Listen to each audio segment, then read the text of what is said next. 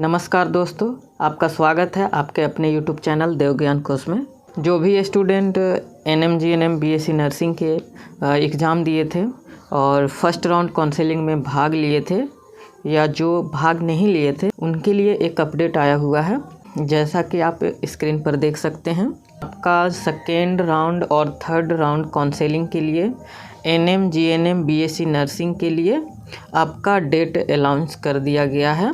जैसा कि आप यहाँ स्क्रीन पे देख सकते हैं, सेकेंड राउंड काउंसलिंग के लिए आप यहाँ देख सकते हैं आपका फर्स्ट राउंड काउंसलिंग का सीट मैट्रिक्स 5 नवंबर को जारी किया जाएगा और सेकेंड राउंड काउंसलिंग के लिए आप रजिस्ट्रेशन कर सकते हैं 5 नवंबर से 10 नवंबर के बीच में, और इसके बाद आप एडिट कर सकते हैं 11 नवंबर को, और आपका प्रोविजनल सीट अलॉटमेंट है वो 13 नवंबर को जारी कर दिया जाएगा। आपका डॉक्यूमेंट वेरिफिकेशन और एडमिशन आपका 14 नवंबर से 18 नवंबर के बीच में किया जाएगा। तो ये आपका सेकेंड राउंड काउंसलिंग का डिटेल हुआ, और आप यहाँ थर्ड राउंड के लिए भी आपका डेट जारी कर दिया गया है, आप यहाँ देख सकते हैं। तो आपका जो सेकेंड राउंड काउंसलिंग होगा उसका सीट मैट्रिक्स आपका 20 नवंबर को जारी किया जाएगा। आपका रजिस्ट्रेशन और चॉइस फिलिंग आपका 20 नवंबर से 23 नवंबर के बीच में डाल सकते हैं। आप एडिट कर सकते हैं 24 नवंबर को, और आपका प्रोविजनल सीट अलॉटमेंट लेटर 26 नवंबर को जारी किया जाएगा।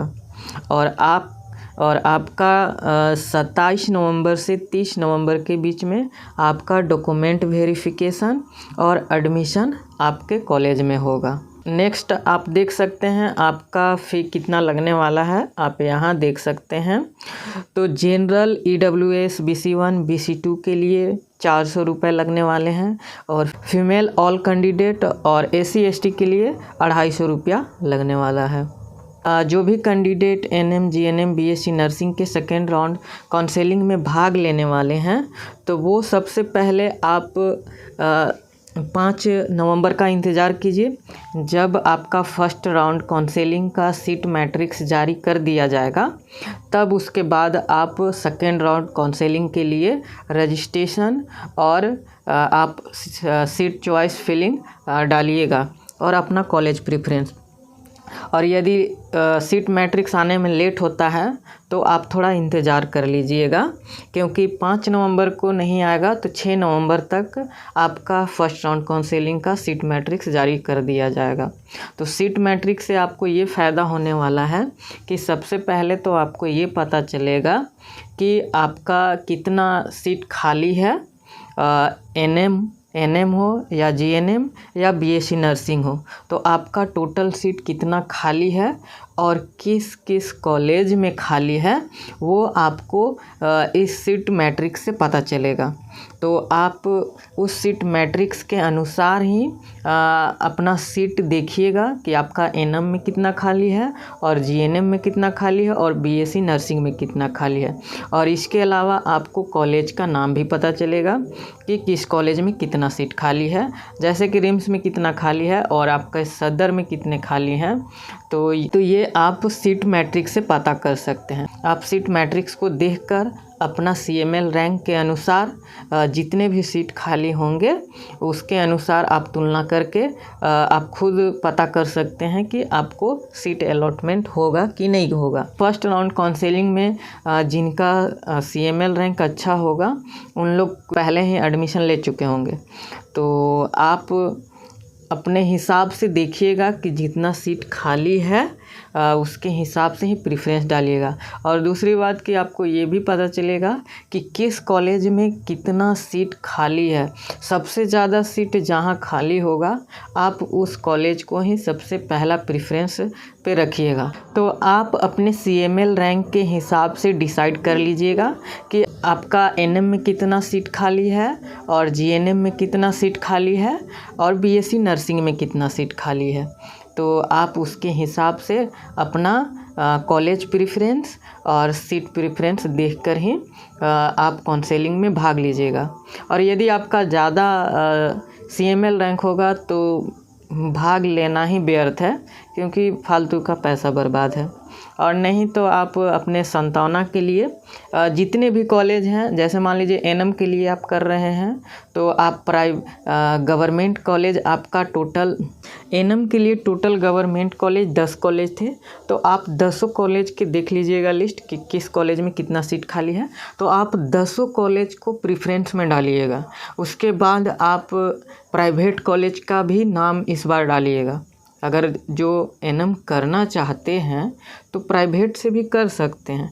अगर मान लीजिए आपको गवर्नमेंट कॉलेज नहीं अलॉटमेंट होता है तो उसके बाद आपका प्राइवेट कॉलेज अलॉट कर दिया जाएगा। तो इसमें कोई भी क्राइटेरिया नहीं रहता है कि आपको कितना कॉलेज का नाम देना है, तो आप इसमें जितना कॉलेज का चाहें उतना नाम डाल सकते हैं। इसी तरह से जीएनएम वाले जो भी स्टूडेंट हैं, तो जीएनएम का आपका 3 कॉलेज था, तो 3 कॉलेज आप पहले नंबर पे प्रेफरेंस पे रखिएगा। जहाँ ज़्यादा सीट होगा उसे सबसे फर्स्ट नंबर पे रखिएगा। फिर इसी तरह से घटते ऑर्डर में रखिएगा तीनों कॉलेज का नाम।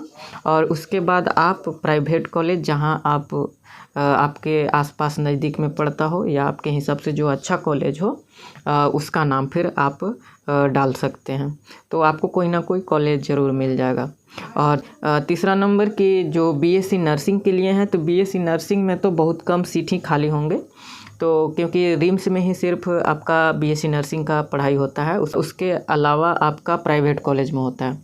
तो आप देख लीजिएगा कि रिम्स में कितना टोटल सीट खाली है, वो आपको सीट मैट्रिक्स से पता चलेगा, जो कि आपका 5 नवंबर को आपका फर्स्ट राउंड काउंसलिंग का सीट मैट्रिक्स जारी किया जाएगा। अगर आप कॉलेज के लिस्ट के बारे में जानना चाहते हैं तो मैं इस वीडियो के डिस्क्रिप्शन में वीडियो का लिंक डाल दूंगा, जिसमें कि मैंने एनएम, जीएनएम और बीएससी नर्सिंग के सारे कॉलेज के डिटेल में बात किया हूं। तो उसे आप एक बार देख लीजिएगा कहाँ पे कितने सीट हैं, तो वो आपको क्लियर हो जाएगा। और हाँ, आप ये नोटिफिकेशन आप कहाँ से डाउनलोड कर सकते हैं, तो इसके लिए आपको सबसे पहले आपको अपना क्रोम ब्राउज़र खोल लेना है। क्रोम ब्राउज़र में आपको सर्च करना है JCECEB